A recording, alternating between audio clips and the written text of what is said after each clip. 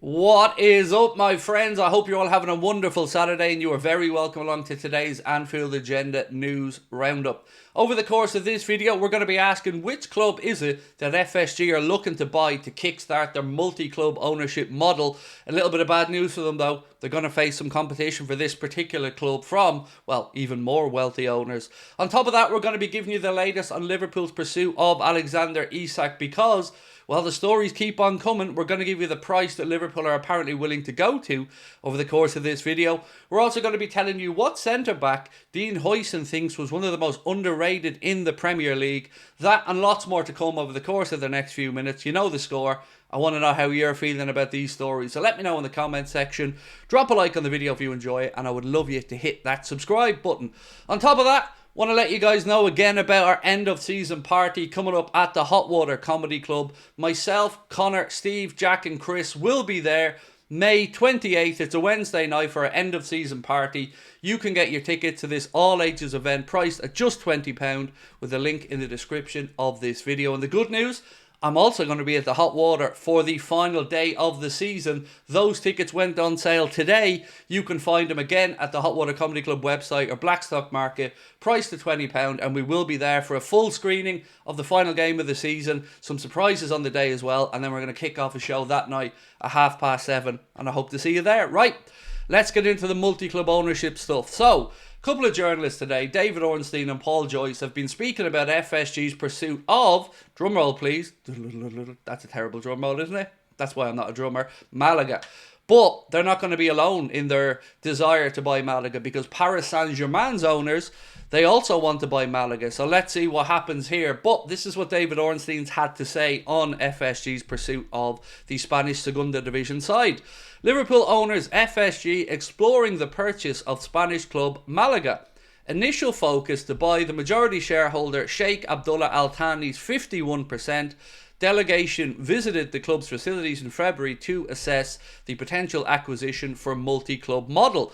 We know that Liverpool looked at a club in France previously. They've looked over in Brazil as well. If they can get their hands on Malaga, that is a potential, well, very, very good purchase. And of course, from our perspective as Liverpool fans, you know, I don't often have much good stuff to say about the owners, but having a club like Malaga to be able to bring through youngsters or get a good loan minutes for players, it certainly wouldn't be the worst thing in the world. I don't think it would take away any money from Liverpool Football Club either, but we'll give you the latest on this when we have more on it. So let's move on now to speak about Liverpool's pursuit of Alexander Isak, because I'm sure as well as me, you're all still saying, yes, Craig, yeah, we get it. FSG said they're going to buy Isak. Let's wait and see if it happens. And I hear you. I'm the very same. But we got a report on it because there's many stories about it. And today's one's even more interesting. Caught Offside have said, major breaking news, Liverpool sources are increasingly confident about signing Alexander Isak. Newcastle could realistically have to accept offers of around £120 million according to the latest reports. Now, this could be because of PSR or because of Newcastle's desire to, as their sporting director said before, take one step forward to take two steps back. Some other higher-ups at Newcastle, they don't want to sell Alexander Isak, and you can understand that as well. So for me, again, we ran a poll last night on the channel. We went through 8 strikers that we thought could come to Liverpool, and Isak was the one that came out top of the poll. After that, it was Julian Alvarez of Atleti. But £120 million, I'll believe it when I see it, is certainly where I am. But I'll also come out here and say it right now. If we sign him, I'll be over the moon with that, and I will certainly give the credit where it's due. But again, I've got to get back to the I'll believe it when I see it stuff, because that's kind of where I'm at with this. 120 million, folks. What are you saying? Do you see FSG spending it? Let's wait and see. So, did say to you that Dean Huijsen has been speaking about the most underrated Premier League centre-back, and you'd be surprised with the answer he gave. I mean, he's absolutely spot on, but you'd be surprised with the answer. So he said, Joel Matip. Obviously, I'm young, so I haven't seen much of the past, but from what I have seen, maybe Joel Matip. He did it for so long, and he was playing with Virgil van Dijk.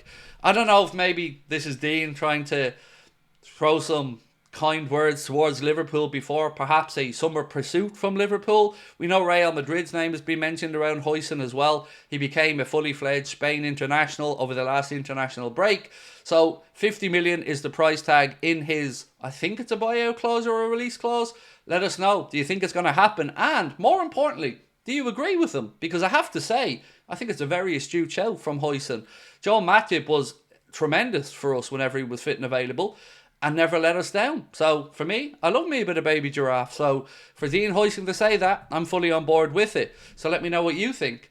So Jurgen Klopp, I know we haven't spoken about him in a while, but there's been stories doing the rounds to say that Real Madrid are among 3 clubs eyeing Jurgen Klopp for a sensational return to management.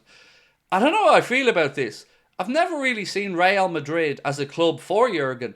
Atleti, perhaps, but not Real. So I want to know what you think about this story. Do you think the fact that Brazil have maybe sacked their manager, Carlo Ancelotti, has been linked with that for a long time? But I always thought if Ancelotti did leave Madrid, it was more likely that you'd see Xavi Alonso coming in. But can I understand why Madrid or other clubs would be interested in Jurgen? Of course. He's a generational talent of a manager. I'm just interested to see if Jurgen has any interest in going back to club management or not. So let me know your take on this one. Do you see a world where maybe Jurgen Klopp would go to Real Madrid or even back into club management? Let me know in the comments section. So the last bit of news I have for you guys today, well, there's 2 bits of news. One of them is a bit of a fact file and the other one's a news. So we'll start with the fact file. This is Liverpool this season under Arne Slot. 69 goals scored, ranking first. 27 goals conceded, ranking second. Clean sheets, 12, first. Total shots, 492, first. Shots faced, 281, first, as in the least amount. Expected goals, 66.1, putting us first. And big chances, 118. Again, you've guessed it, putting us first on that list. So as you can see, it's been no fluke this season. Liverpool have topped many of the metrics, deserving our place top of the Premier League table. So the last thing I have for you guys today before we finish up, and a reminder, we will be live tonight at 8:30 for the late night agenda, so I hope you can come and join us for that. Benjamin Sesko is expected to leave Leipzig this summer, and the release agreement starts at about 58 or 60 million pound. Remember, it does depend on how Leipzig finish the end of the season, but you can put him in the bracket there with the likes of Matheus Cunha, Ekitike as well, players coming in at around the 60 million mark, and then you've got that big jump up to Alexander Isak, and then maybe a tier below that you'd have the likes of Liam Delap from Ipswich maybe. So let me know your thoughts on the whole striker situation. Do you expect Liverpool to pony up 120 million quid for Isak, or do you think we'll be going lower down the rung of the striker ladder? For me, as I said, I'd love Isak, but I'll believe it when I see it. Over to you guys now. Do let me know your thoughts. Again, we will be here tonight, 8:30 for the late night agenda. The Premier League predictions video will be coming out tomorrow, where I'm going to run you through all of my predictions for the games on Tuesday, Wednesday and Thursday. Hopefully getting a few of them right. And then we'll have the Everton preview as well, coming out early on Monday for everyone. We'll talk to you then, my friends. Thank you for tuning in. Enjoy the rest of your Saturday. And as always, much love.